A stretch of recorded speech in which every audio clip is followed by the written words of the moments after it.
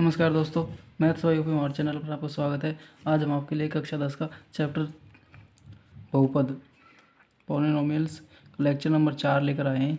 आज में हम द्विघात समीकरण का मानक रूप और गुणनखंड द्वारा द्विघात समीकरण को हल करने की विधि को लेकर आए हैं। इसमें हम द्विघात समीकरण पढ़ेंगे और गुणनखंड के द्वारा हम द्विघात समीकरण को हल करना सीखेंगे। उसके आगे हम पूर्ण वर्ग विधि से और श्रीधराचार्य सूत्र से हम बहुपद द्विघात समीकरण का हल निकालेंगे। पहले ये सीखेंगे कि द्विघात समीकरण होती क्या है, ठीक है। उसका फिर गुणनखंड के रूप में हल करेंगे। गुणनखंड के रूप में हल करने के बाद में जो सीख जाएंगे उसके बाद में हम पूर्ण वर्ग विधि और धराचार्य सूत्र से हल करेंगे। तो ये आपकी एक्सरसाइज 3.3 को लेकर आए हम द्विघात समीकरण के बारे में बात कर रहे हैं, ठीक है। तो सबसे पहले हमने पढ़ा था,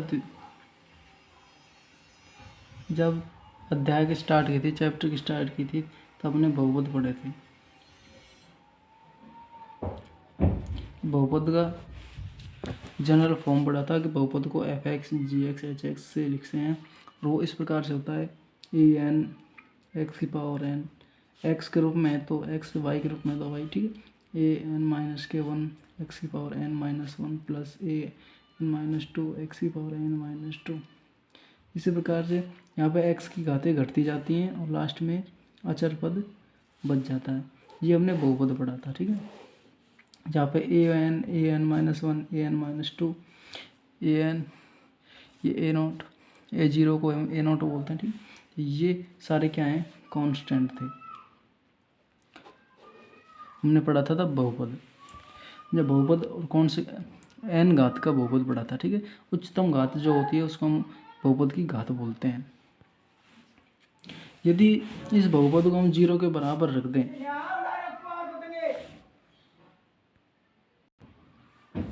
यदि बहुपद 0 के बराबर हो, यानी कि ये बहुपद f(x) है वो किसके बराबर है, 0 के बराबर है, ठीक है। और जो बहुपद की अधिकतम घात है वो n है इसमें तो, ठीक है। और n की जगह हम क्या मान ले, अधिकतम घात कितनी है, ऐसे लिख ले कि बहुपद की अधिकतम घात 2 हो तो बहुपद f(x) कैसे बन जाएगा, वो बन जाएगा यहाँ से a2 n की जगह 2 रख देंगे, x की power 2 plus a2 minus k1 x की power 2 minus k1 plus last में ये बच जाएगा a0, ठीक है। ये तो 1 हो जाएगा, ये 1 2 a0 a1, तो ठीक है। f(x) बराबर निकल के आएगा हमारा a2x² प्लस के a1x प्लस के a0, ठीक है। मतलब दो घात x की दो घात आएंगी, x की एक घात आएगी और एक कांस्टेंट बताएगा। या फिर इसको इस प्रकार लिख दें कि f(x) बराबर, इसको a2 को मान लेते हैं ये ax², इसको b मान लेते हैं bx प्लस इसको मान लेते हैं c, ठीक है। इस प्रकार से मान लेते हैं और ये बराबर किसके मान लिए थे हमने, 0 के।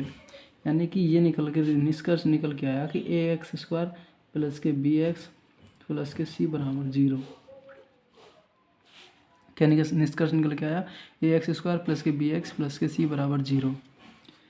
ये क्या है, ये हमारे द्विघात समीकरण कहलाती है, ठीक है। द्विघात समीकरण का मानक रूप है ये, जहाँ पर ए बी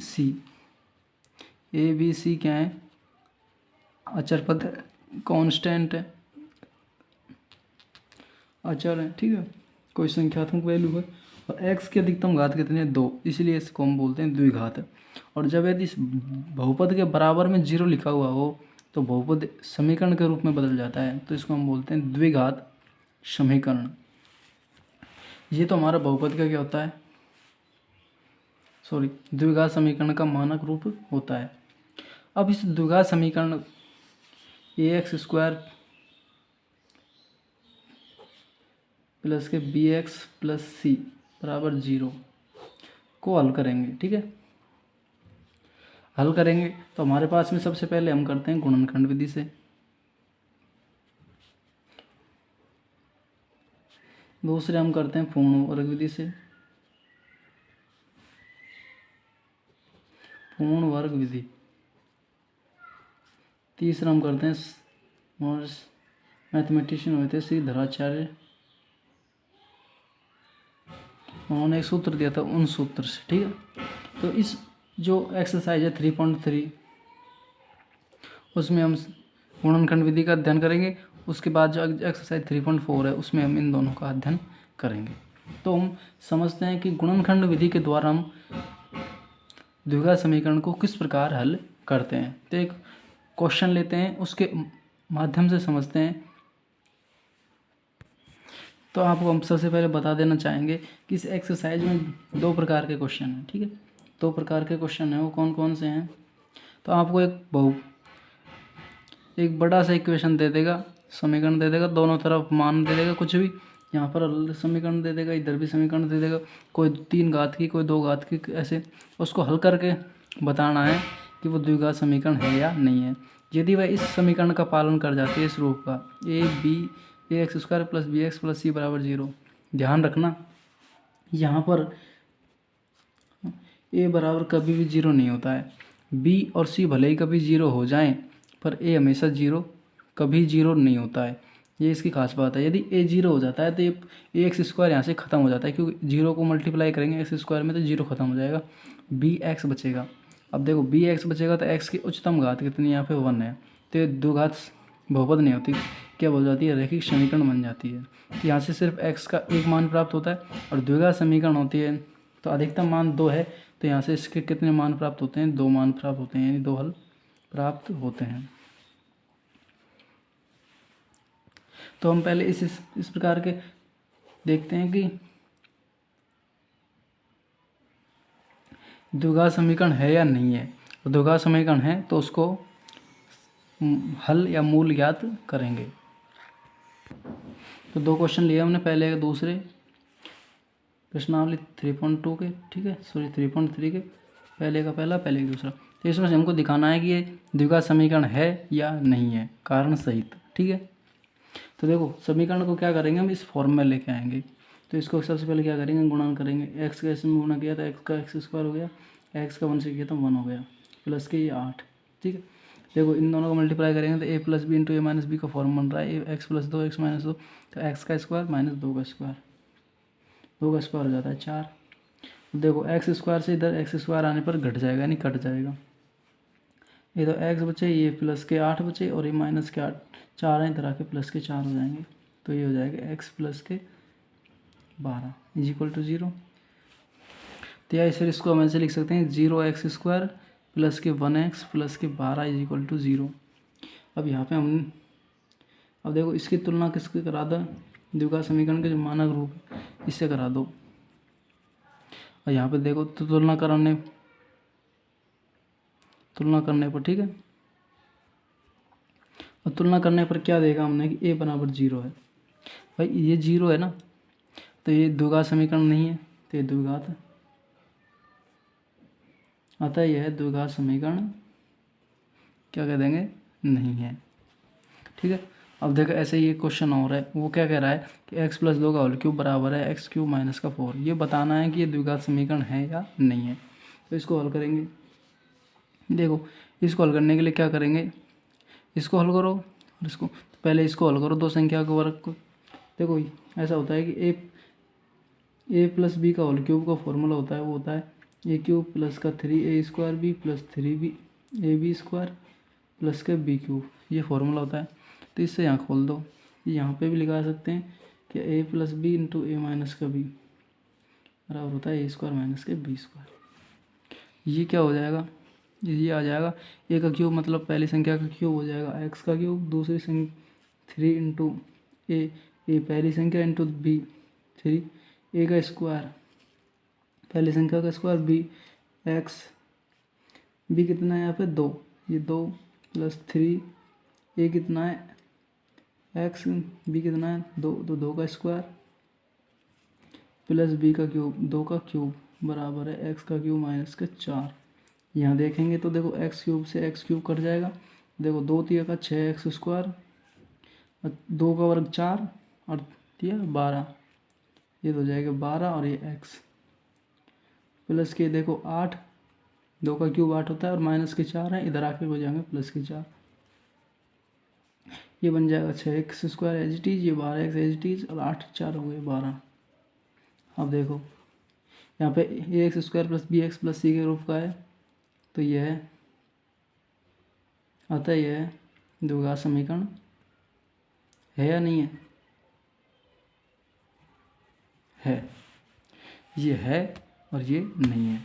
तो अब इनका ये द्विघात समीकरण है, तो इनको हल कैसे करते हैं गुणनखंड विधि के द्वारा, उस क्वेश्चन को हम देखते हैं नेक्स्ट क्वेश्चन में। तो देखो हमारा सवाल है एग्जाम्पल नंबर 6, वो इसी मेथड या इसी विधि के द्वारा पर आधारित है कि गुणनखंड द्वारा, गुणनखंड का मतलब होता है फैक्टर करना, टुकड़े करना, के द्वारा समीकरण को हल करना है। ठीक है, तो ये हमारा द्विघात समीकरण है। देखो द्विघात बहुपद उसको बराबर 0 रख दिया तो द्विघात समीकरण है। देखो x की अधिकतम पावर यहाँ पर 2 है, मतलब पावर मतलब घात, अधिकतम पावर घात 2 है, तो इसके जो मान है, मूल है, हल है, ठीक है, एक ही बात है, वो कितने निकलेंगे? 2 निकलेंगे। तो उनको हल करने के लिए हम सबसे पहले क्या करेंगे, इसको ऐसे लिखेंगे, इसको ऐसे लिख सकते हैं क्या, 1x² माइनस के 3x माइनस के 10 इक्वल टू 0। x² क्या 1 लगा दिया ना, 1 का किसी संख्या में मल्टीप्लाई करो 1 ही रहता है। अब देखो गुणनखंड करते हैं, यानी गुणनखंड करना है मतलब टुकड़े करना है। ये एक फैक्टर, एक समीकरण के रूप में लिखिए, इसको 2 टुकड़ों के रूप में लिखेंगे, जितने अधिकतम घात होंगे उसके अधिकतम उतने टुकड़े कर लेंगे। जैसे 4 घात हैं 4 टुकड़े कर लेते हैं, 5 घात होती है 5 टुकड़े कर लेते हैं, यहाँ पे 2 घात हैं तो इसके कितने टुकड़े करते हैं? 2 टुकड़े, मतलब गुणनखंड कर लेते हैं, यहाँ पे फैक्टर कर लेंगे। तो गुणनखंड किस प्रकार करते हैं, यहाँ पे x² का गुणांक देखते हैं और अचर पद देखते हैं, इन दोनों को क्या करते हैं? मल्टीप्लाई करते हैं, और भी विद साइन। ठीक है, ये तो प्लस का है माइनस का, तो प्लस माइनस को दोनों को रफ में करके देख लेते हैं। 1 × -10 कितना आएगा? -10। ठीक है, कितना आया? -10, मतलब 10 आया माइनस का। अब देखो हमारे पास में b कितना है, b है -3। ठीक है, माइनस को छोड़ो और b कितना है, अब देखो 3, b कितना है? 3, b कितना है? 3 है यहाँ पे। तो देखो ये 10 आया कितना? माइनस का। अभी 10 को तोड़ना है हमको, गुणन जैसे तोड़ेंगे मतलब फैक्टर करेंगे 10 का। हम फैक्टर कैसे कर सकते हैं? 10 को हम लिख सकते हैं 10 × 1, माइनस है तो माइनस लगा के ना, 5 × 2 भी लिख सकते हैं, माइनस की 5 × 2 या माइनस के 2 × 5, कैसे भी लिख सकते हैं। माइनस तो खैर बाहर आएगा। ठीक है, 10 × 1 5 × 2 है, 2 × 5, इस प्रकार से लिख सकते हैं। ये हमने फैक्टर जो a और c को गुणा किया उसका गुणन 2 बार तोड़ के लिखा है हमने। पहले से टूट रहे हैं तो कोई दिक्कत नहीं, यदि नहीं टूट रहे हों तो तोड़ दें। ठीक है, इस प्रकार गुणा कर तो फैक्टर के रूप में तोड़ते हैं और उनको आपस में जोड़ते या घटाते हैं। ठीक है, ये देखो 10 को आपस में जोड़ो और घटाओ, जोड़ेंगे तो 11, घटाएंगे तो 9। प्लस माइनस हम एडजस्ट कर सकते हैं, वो किस प्रकार करेंगे बताएंगे। देखो 5 को और 2 को जोड़ा तो 7, घटाया तो 3, तो 3 आ रहा है। तो इसको इस प्रकार से जोड़ते घटाते हैं इन गुणन को कि ये 3 आ जाए, मतलब जो b आ जाए। तो देखो हम हमारा पास कितना था? -10, तो इसको हम कैसे लिख सकते हैं? -2 × 5, इस प्रकार से लिख सकते हैं। आना कितना चाहिए था? 3, सिर्फ 3। तो देखो 5 में से 2 गए तो कितने बचेंगे? 3, मतलब कि हमारे टुकड़े हो जाएंगे। तो किस प्रकार टुकड़े करेंगे? देखो x² है, इसको एज इट इज रखेंगे। ठीक है, ये माइनस साइन है, इसको एज इट इज रखेंगे, बाहर छोड़ेंगे। ये x है, इसको एज इट इज, ये -10 इसकी वजह से। अब इस 3 को हमने किस प्रकार तोड़ दिया है कि -2 + 5 या फिर 5 - 2। बोलो सही है कि नहीं है? अब देखो इसके लिए हमने सिर्फ इतना मेहनत इतने करनी पड़ते हैं हमको। क्या करना पड़ा है कि इस 3 को तोड़ा है हमने 5 - 2। किस प्रकार तोड़ा है? ए और सी को मल्टीप्लाई किया, जो आया है उसको हमने गुणा करके देखा, गुणनखंड के रूप में तोड़ा, उनको गुणनखंड को तोड़ के फिर जोड़ा और घटाया, और जोड़ने घटाने पर बीच वाली संख्या प्राप्त होती है इस b, तो हम उसको ले लेते हैं। अब देखो एक्स को गुणा कर दो और माइनस को भी गुणा कर दो। यदि प्लस होता तो अंदर के चिन्ह बदलेंगे नहीं, और माइनस होता तो अंदर के चिन्ह बदल जाते हैं। देखो इनको जोड़ना घटाना नहीं वापस, नहीं तो वही यहाँ पे आ जाएंगे।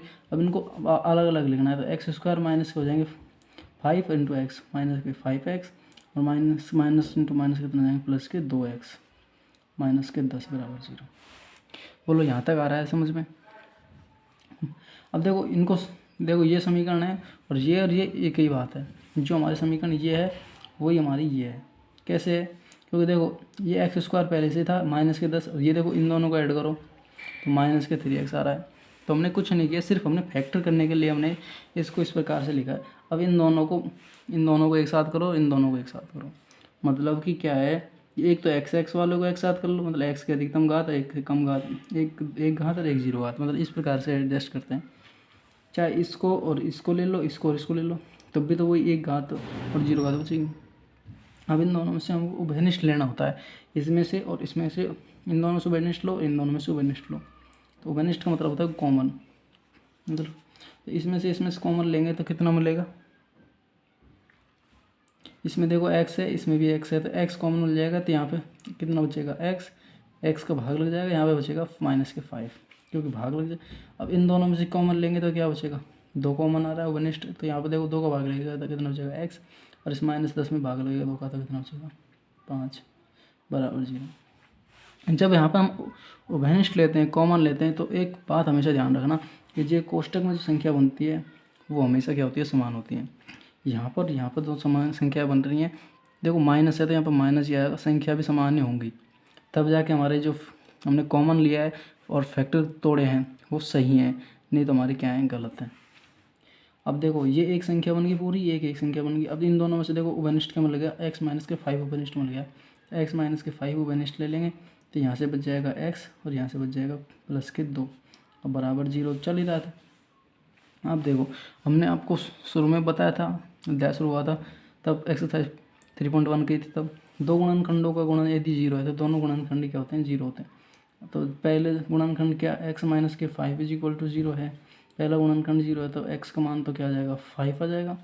और जब दूसरा गुणनखंड x plus 2 is equal to 0 है तो x बराबर कितना आ जाएगा माइनस के 2, जी हमने एक्सरसाइज 1.1 3.1 में बताई थी। अब x का मान हमारे पास में 2 आ गए, अतः x का जो वैल्यू आई हमारे पास में 5 और माइनस 2, ये हमारी क्या हो जाएंगी, आंसर है। अब इन x का मान 5 और माइनस 2 आया, इसका तात्पर्य क्या है, इसका तात्पर्य यह है कि यदि x का मान हम यदि यहाँ पे रखेंगे 5 तो इसको संतुष्ट करेगा, 0 के बराबर आ जाएगा, माइनस 2 रखेंगे तो वो भी 0 के बराबर ला देगा इसको। इस प्रकार हल करते हैं, ठीक है। आप नोट करना चाहें तो नोट कर सकते हैं। 1 2 3 हमारे एक्सरसाइज 3.3 का क्वेश्चन नंबर 2 का पहला है, 2x स्क्वायर माइनस के 5x प्लस 3 बराबर 0, इसको आपको हल करना है आपको, ठीक है। जिसको हल करने के लिए क्या करेंगे, हम इन दोनों को एक्स स्क्वायर और अचर पद एक्स स्क्वायर का गुणांक मतलब कांस्टेंट को गुणा करते हैं। देखो 2 और 3 को गुणा करेंगे तो कितना आएगा, 6 आएगा, ठीक है। अब 6 उसको इस प्रकार से तोड़ते हैं हम, देखो 2 और 3 तो पहले से टूटे हुए हैं, यदि इन दोनों का ऐड करने पर ये आ रहा है 5 तो ठीक है, घटाने या जोड़ने पर 5 आ रहा है तो हम कर सकते हैं, या फिर 6 को इस प्रकार भी तोड़ा जा सकता है, 6 एकम 6, 6 में से 1 जोड़ेंगे तो 7 हो जाएगा, 6 में से 1 घटाएंगे तो 5 हो जाएगा। तो यहाँ पर यदि माइनस लगा के लिखें, यदि इन दोनों को हमें प्लस लग करके लिखें तो भी ये बन सकते हैं। तो हम कौन सा लेंगे, ये वाला लेते हैं पहले ना। तो हमने क्या लेते हैं, 2 और 3 को लेते हैं और इस प्रकार लेते हैं, देखो अंदर वाली संख्या आ जानी चाहिए, बी वाली, बी कितनी है 5। अब देखो दोनों को घटाने पर 5 तो आएगा नहीं, जोड़ने पर 5 आ जाएगा, तो यहाँ पे दोनों को 5 लेंगे, 2 और 3 ले लेंगे, ठीक है। तो ये 2x स्क्वायर, ठीक है, ये रफ में ये वाला, तो यहाँ से इनको क्या करेंगे, ये माइनस अंदर है तो उसको छोड़ देंगे, और ये 5 को किस प्रकार लिख देंगे हम, 2 प्लस के 3, फिर ये x प्लस के 3 बराबर 0, ठीक है, इस प्रकार लिखते हैं। अब अंदर माइनस को हम मल्टीप्लाई करेंगे तो देखो माइनस के और 2 को x के साथ भी कर लेंगे, और इसको माइनस के 3x प्लस के 3 बराबर 0, इस प्रकार से। देखो ये टर्म है, ये वाली जो इक्वेशन है ये वाली इक्वेशन और ये वाली इक्वेशन सेम है, क्योंकि ये दो टर्म तो सेम है। ये वाला देखो माइनस के 2x और माइनस के 3x को ऐड करेंगे तो माइनस के 5x आएगा। चलो जी, अब आप सोच रहे होंगे कि हमने 2+3 लिखा है, 3+2 क्यों नहीं लिखा। आप 2+3 लिख दो या 3+2 लिख दो, कोई फ़र्क नहीं पड़ेगा, आंसर हमारा वही आएगा। क्यों आएगा आपको बताते हैं रीज़न। देखो अब क्या करेंगे, इन दोनों में से उभयनिष्ठ लेंगे, ठीक है, शुरू वाले में से और लास्ट वाले। तो देखो दोनों में से उभयनिष्ठ लेंगे तो 2x उभयनिष्ठ मिल गया, तो यहाँ पे कितना बचा, x माइनस की 1 बचा, ठीक है। देखो 2x का भाग इसमें लगेगा तो x बचेगा, इसमें 2x का भाग लगेगा तो 1 बचेगा, और माइनस पहले से था। इसमें से देखो माइनस है, इसमें प्लस है, देखो माइनस अंदर आ रहा है, यहाँ पे प्लस माइनस प्लस है, तो माइनस उनको उभयनिष्ठ लेना पड़ेगा, और कितना लेंगे 3। तो माइनस को उभयनिष्ठ लेंगे तो ये तो बचेगा प्लस का x, क्योंकि इसमें 3 का भाग लगेगा -3 का, तो माइनस से माइनस कट जाएगा, 3 से 3 तो x बचेगा। इसमें -3 का भाग 3 में लगाएंगे तो 3 से 3 कट के कितना आएगा -1, तो माइनस के 1 बराबर। अब क्या करेंगे, इन दोनों को कॉमन लेंगे, इसमें से और इसमें से, तो इसमें से कॉमन क्या आ रहा है, x माइनस के 1 कॉमन मिल जाएगा, तो यहाँ पे क्या बचेगा 2x माइनस के 3 बराबर 0। अब देखो मैंने क्या कहा था कि जब दो गुणनखंडों का गुणनफल 0 है तो या तो पहला गुणनखंड 0 था या दोनों, ये दूसरा, ठीक है। तो जब x माइनस के 1 इक्वल टू 0 है तो x इक्वल टू क्या आएगा 1 आएगा, और जब दूसरा गुणनखंड 0 है, जब 2x माइनस के 3 इक्वल टू 0 है, यानी कि 2x इज इक्वल टू क्या है 3, और या फिर x इज इक्वल टू बोलते हैं 3/2। अतः हमारे पास में जो x के मान निकल के आए 2 1 और 3/2, ये दो क्या निकल के आए, आंसर निकल गया। ये गुणनखंड के विधि द्वारा हमारे सवाल को हल करने का तरीका है। देखो किस प्रकार से है, हमने क्या किया, इन दोनों अचर थे हमारे, जो कांस्टेंट गुणांक थे उनको गुणा करके देखा, और जो बीच वाले गुणा करा और उसको फैक्टर के रूप में तोड़ा, अचर बीच वाले पद के रूप में लिखा, और उसको बीच वाले पद के रूप में लिखा, इस प्रकार से लिखा कि वो जोड़ने घटाने पर वही प्राप्त हो जाए। 2 और 3 को हम घटाते हैं तो ये नहीं आता है, जोड़ते हैं तो आ जाता है। माइनस चिन्ह है वो अपने आप एडजस्ट हो जाता है सवाल के अकॉर्डिंग, और फिर माइनस को एक्स को अंदर गुणा किया, और पहली दूसरी संख्या में दूसरी तीसरी चौथी संख्या में से उभयनिष्ठ लेकर इनको हल कर दिया। और आपको बता रहे थे कि हम 2+3 लिखो या 3+2 लिखो, कोई फ़र्क नहीं पड़ता है। क्यों नहीं पड़ता है, देखो यहाँ पे कर देते हैं, ये 2x² माइनस के ये हो जाएगा 3+2 x प्लस के 3 इक्वल टू 0 है कि नहीं है। इस टर्म को मैंने यहाँ लिख दिया, देखो 3 को आगे लिख दिया, 2 को पीछे लिख दिया सिर्फ। अब देखो अब माइनस को अंदर गुणा करेंगे तो माइनस के 3 माइनस के 2x प्लस के 3 इक्वल टू 0 बचेगा। अब यहाँ पे देखो मैंने यहाँ पे क्या कहा था कि इन दोनों गुणनखंड, ये हमारा गुणनखंड सही है गलत है, तो इसकी जांच करने के लिए क्या करेंगे, दोनों गुणन डब्बे बन रहे हैं वो दोनों सही होंगे, दोनों बराबर होंगे, x-1 x-1। यहाँ पे भी ऐसे चेक करेंगे, इन दोनों में से उभयनिष्ठ क्या मिलेगा, अब देखो 2 तो आ ही नहीं रहा उभयनिष्ठ, सिर्फ x आएगा, x कॉमन मिलेगा तो यहाँ पे बचेगा 2x और यहाँ पे बचेगा -3, और यहाँ पे देखो -1 कॉमन मिलेगा सिर्फ, तो 2x माइनस का भाग लग जाएगा तो -3। अब इन दोनों में से उभयनिष्ठ क्या मिलेगा 2x -3, यहाँ पे बचेगा x और यहाँ पे बचेगा -1 बराबर 0। अब देखो यहाँ पे भी x -1, यहाँ पे भी x -1, 2x -3 2x -3, तो वही गुणनखंड आए, तो इन दोनों गुणनखंडों को 0 को बराबर रखेंगे, x-1 को बराबर रखेंगे तो ये आ जाएगा, 2x -3 को बराबर 0 रखेंगे तो ये आ जाएगा इस बराबर, ठीक है। इस प्रकार कर दो तो यहाँ से x बराबर तो 1 आ जाएगा और एक 3/2 आ जाएगा। और अधिक सवाल और अधिक क्वेश्चन देखते हैं, आपको समझ नहीं बैठे तो देखो हमारा क्वेश्चन नंबर दूसरे का तीसरा है, वो इस प्रकार से है कि द्विघात समीकरण का हल ज्ञात कीजिए। हल ज्ञात कीजिए, समीकरण को हल कीजिए।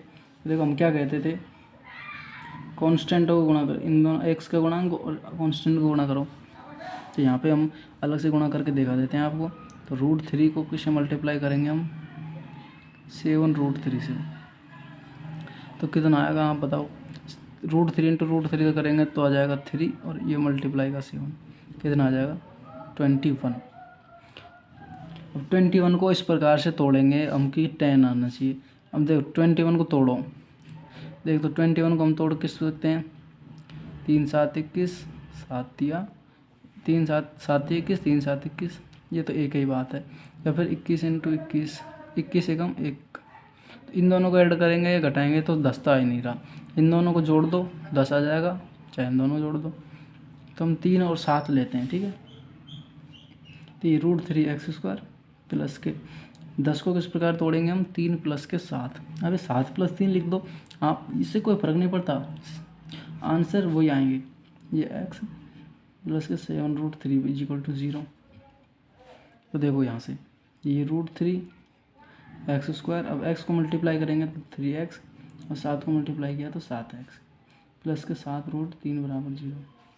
अब देखो इसमें से कॉमन लो, चाहे इसमें से कॉमन लो। देखो 2 घात की है, एक घात की दोनों है, इन दोनों में से ले चाहे इन दोनों में लो। यदि इन दोनों में से लोगे तो √3x मिल जाएगा कॉमन, ठीक है। और इन दोनों में से लोगे तो सिर्फ x मिलेगा। तो हम इन दोनों में से ले रहे हैं कॉमन, ठीक है, इन दोनों में से और इन दोनों में से। तो इन दोनों में से कॉमन लेंगे तो √3x कॉमन लेंगे। √3x, क्योंकि 3 क्या होता है, 3 = √3 × √3 क्या होता है 3। ये आधी घात एक घात को हम इस प्रकार लिखते हैं। तो इसमें भाग लेगा तो सिर्फ बचेगा x, और इसमें बचेगा एक √3 का भाग लेगा 3 में, तो ये बचेगा √3, और इसमें इन दोनों में से कॉमन मिल जाएगा क्या, सिर्फ 7 भी मिल जाएगा और x भी मिल जाएगा। देखो 7 और x, सॉरी x तो नहीं मिलेगा, सिर्फ क्या मिल जाएगा, 7 मिल जाएगा। x तो इसमें है नहीं, तो 7 मिल जाएगा। तो देखो यहाँ बचेगा x और 7 इसमें से कॉमन लेगा, सिर्फ बचेगा √3।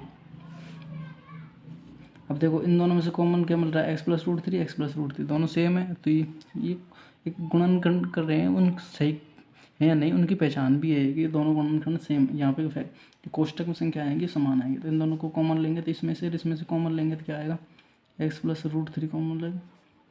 अब इन दोनों में बचेगा क्या, इसमें से कॉमन लेंगे तो ये बचेगा √3x। देखो ध्यान देने की बात है, √3 है और x बाहर है इसके, ठीक है, और इसमें बचेगा 7 = 0। अब 2 गुणनखंड हो गए, ये x एक घात में है, यहाँ पे भी x एक घात में है, तो 2 मान आ जाएंगे कि जब x प्लस के √3 = 0 है तो x बराबर क्या आ जाएगा, माइनस के √3 आ जाएगा। और यहाँ पे लिख देता हूँ दूसरा हल, जब दूसरा ये गुणनखंड √3x प्लस का 7 = 0, तो यहाँ से क्या आ जाएगा, x का मान निकालना है तो √3x = -7, तो यहाँ से x बराबर आ जाएगा -7/√3। 2 मान आ गए। तो हम अतः हम क्या कह सकते हैं इसके बाद में ये, ठीक है, इसके बाद में फिर ये, तो आ जाएगा x बराबर -√3, -7/√3। ये 2 आंसर हो जाएंगे, ठीक है, इस प्रकार से। ठीक है, बस आज की वीडियो में इतना ही। और आपको कोई सवाल में कोई दिक्कत हो तो आपको मैं कमेंट कर दिया, सवालों को हल करके देखना। आगे लाते हैं नेक्स्ट वीडियो जिसमें बात करेंगे और सवाल जवाब करेंगे। Thank you.